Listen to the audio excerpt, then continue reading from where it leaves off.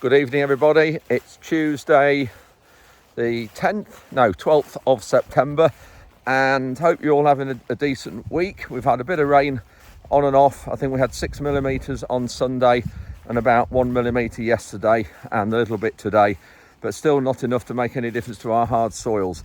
So if you remember on Sunday's update, I said we've got still a little bit of discussion between James and I about the future of farming. That's James Peck from PX Farms, looking at the future of farming, and one or two little snippets from my visit with him round the farm at Grantham near me here last Friday. So I'm just going to put that up tonight.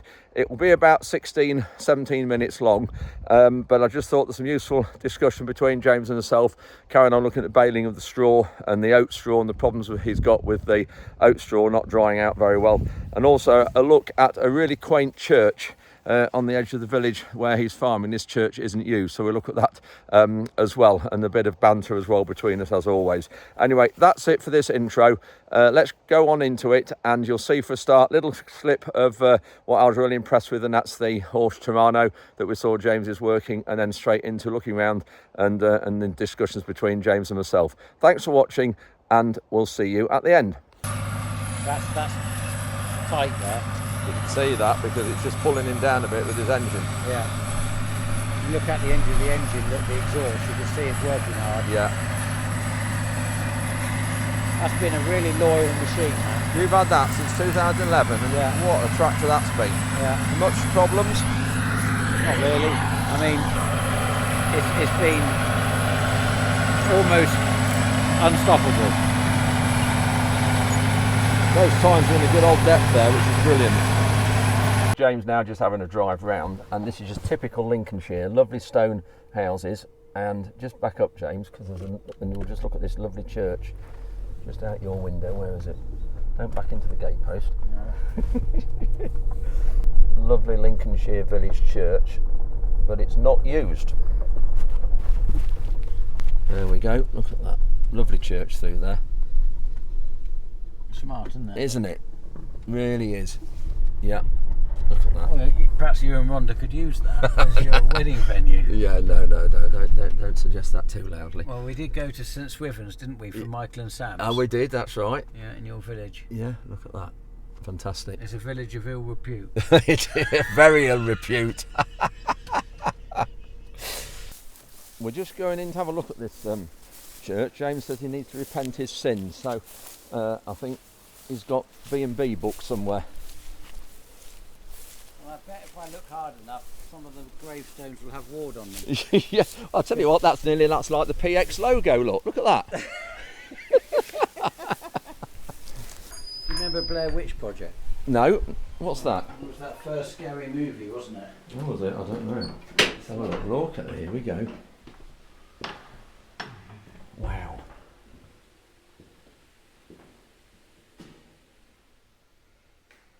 What's the date in there? 5th of the 8th, 24. 24, so it's had someone in recently visiting. Look at this. 25th of the 8th. What a shame this isn't used. Look at that. Nice, isn't it? Isn't it just? Isn't that smart at the top though? Yeah, where are you looking? Straight up there. Oh, there. Right up there. Yeah, fascinating. What a lovely, quaint church. Yeah.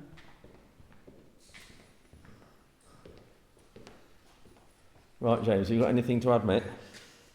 Oh, have we got time? You mean admit or ask for forgiveness? Which one? Oh dear.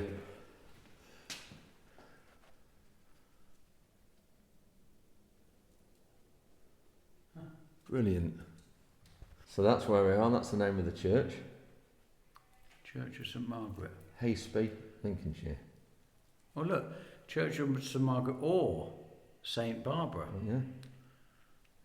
You're probably old enough to have dated a Margaret and a Barbara. Well, yeah, the Barbara was my first wife, as you know. Oh yes, that's right. Hang on, mate. Only wife. Only wife, oh yeah. Still driving around with James. We've got some oat straw that still needs baling. It's been combined a few weeks, Well, they've tethered it out.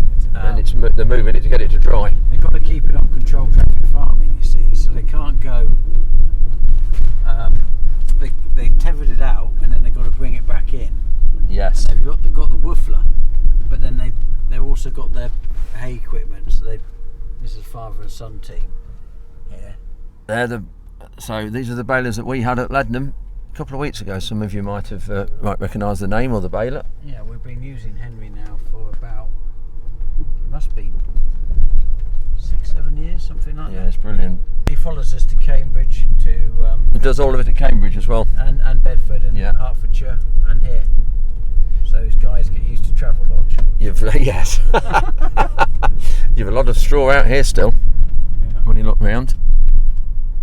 Which just shows the size of the on the 12 metre, doesn't it? 'Cause Crikey! that's Look at oats. the height of that swath. Yeah.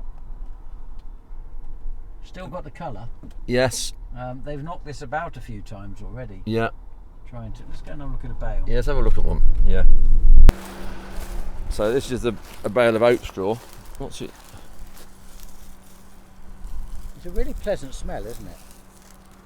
Oats. Yeah, it is. That's a heck of a bale size, that is. So that's known as a big Heston. So that's 4 feet by 4 feet by 8 feet long. Well, you've got to do that in metric. Not everyone's an imperial baby. Come on, quick, James, you should know that. Top of your head, it should Yeah. be straight out there. Bang. Right, you're absolutely right.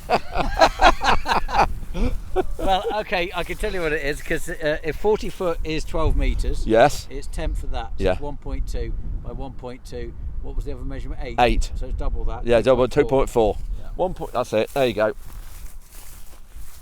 I have to always talk in imperial and then calculate everything in Yeah, the metric. other side, calculate it back. We always talk in imperial because it sounds more impressive. So you go in centimetres rather than inches. No, you were going inches rather Depends than. who I'm talking to, Andrew. That's another story.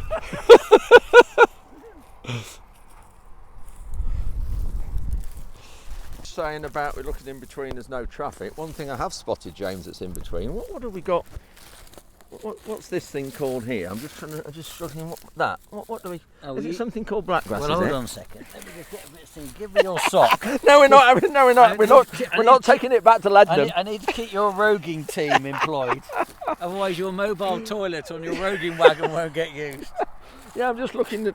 So that, viewers, there's a nice. All that mottled effect there is called blackgrass.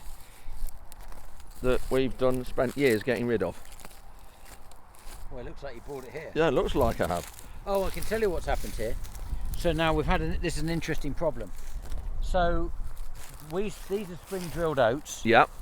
and we sprayed this off with Power Max, which is a Roundup product, and it didn't didn't work. And then we drilled it 5 days later, as you normally would, and it didn't kill it.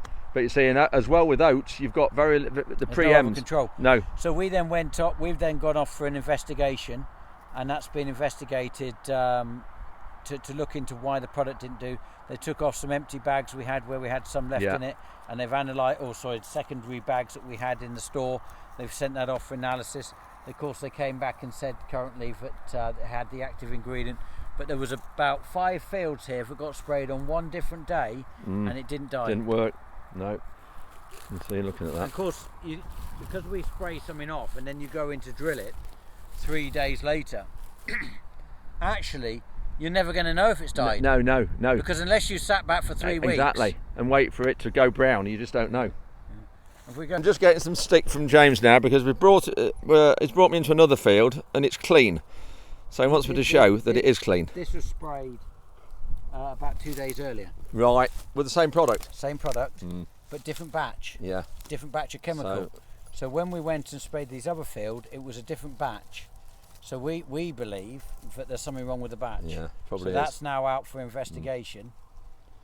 Just look at this straw, you can see it's been moved and moved out to dry, but you feel it and it's because it's oat straw. Oat straw, it still feels like clammy. Yeah, I know.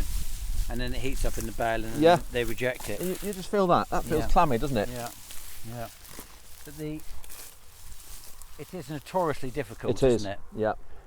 In fact, next year we've said internally, I think we'll end up chopping oak straw. Well, that's what we've done in the past. Just because actually, we're now we're beginning of September. This was harvested 3 weeks ago, just to put it into perspective. Yeah. And we've actually had relatively good weather. So we're still stood here now, tethering out, a lot of energy going in to try and get this to dry. It's good weather today, though. This afternoon we've had nice sun, got a wind. 26 degrees, nice wind, and so it should be doing some good, but it's still clammy. James, just looking at farming and the costs of farming, we're just sort of starting to do a bit of in-depth discussions about it. There's a few issues, isn't there, at the minute with it? Yeah, I mean, I've had 25 years now of farming, and I look at my challenges since I started.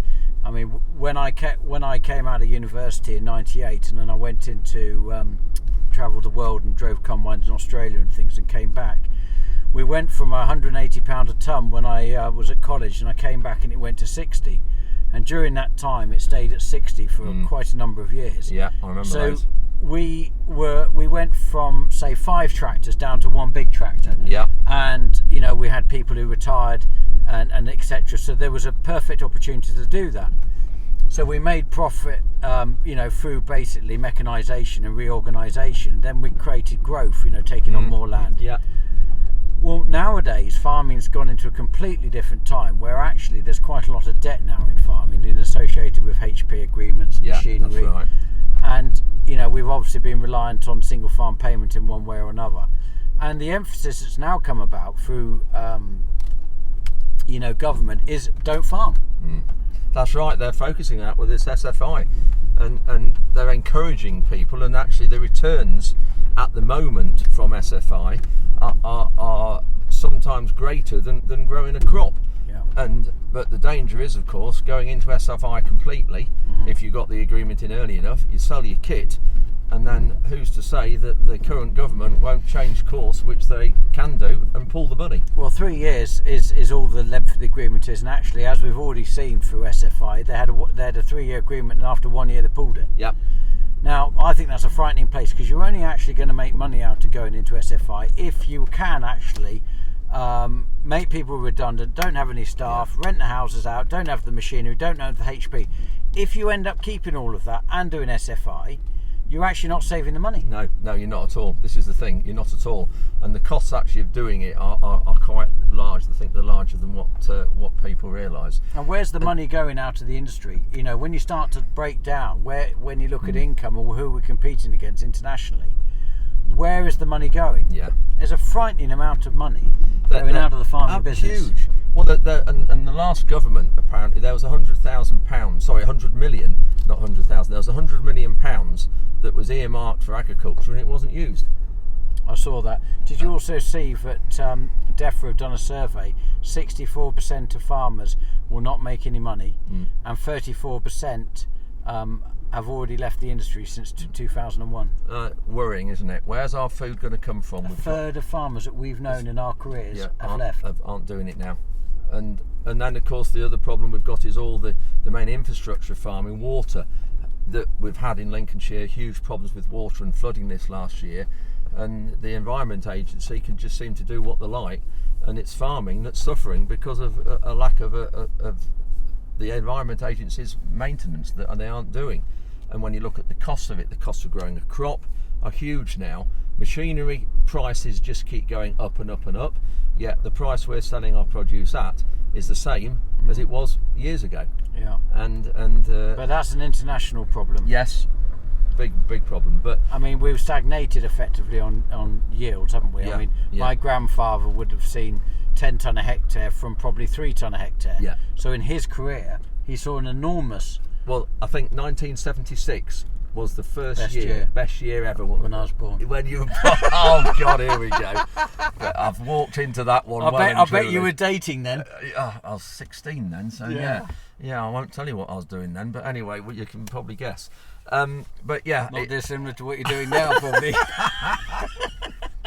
But I think I don't know where we go with it, but it's something that I think warrants a further discussion. So just looking now, James, looking at machinery and relationships, I actually really value the relationships we have in farming, and I've got some really good relationships, and I think it's the cornerstone of what we do and what I've been sort of brought up to do, and I think you're probably the same. I think for the industry is based on gentlemen. Yes. And it's historical. I remember when I first came back to the farm, my father told me there were 3 companies I wasn't able to trade with, right, because they'd upset my grandfather. Oh, right. So that was to continue. Crikey. So that just shows how generationally relationships are built, and who you can trade with and who you can't. Yeah. I have quite a small amount of people I trade with, and I try to build very good relationships with them, based on, Class, Agco, Porsche. Yeah, they're three my main 3. ones. Yeah. For the fields. I'm not really into chopping and changing. No. I do change if the relationship's broken. But it's just like the people I farm for. Some of the people my grandfather and my father was farming for, we're still farming for. Some of the people I'm farming for, I've been with them. I just did 25 harvests with one farm. Unfortunately, he's passed away, but and they're selling the farm now. But they're long term, and we're very like that in farming. Yes. Banks. I mean, I changed banks about 3 or 4 years ago, and it was one of the best decisions I ever made. And before that, the family had been with them since 1896. Crikey. Just incredible. I mean, again, as well, when we were talking on the phone yesterday, and you asked me about Forage Aid, for those viewers who aren't aware, that's the charity that I started in 2013 to help livestock farmers affected by extreme weather. And it's phenomenal that you'll get farmers from one side of the country will help other farmers, and then the following year, when the weather event's been reversed, they'll send stuff back down. Yeah. And there cannot be any other industry where you get fellow, if you like, farmers helping and supporting each other. In another industry, they'll be wanting they'll be classed as a competitor, and they'll be wanting to go out of business so they could snap the business up. Yeah. And that is quite unique. It's a fantastic quality. Absolutely fantastic, and I think it's hugely valuable. Anyway, I'll just flip the phone and coming back to the yard here. This is one of the little cottages that James has done up. Yeah. And the chaps are using that at the moment while we're staying up here to get the farming done. And so you're working shifts 7 till 7.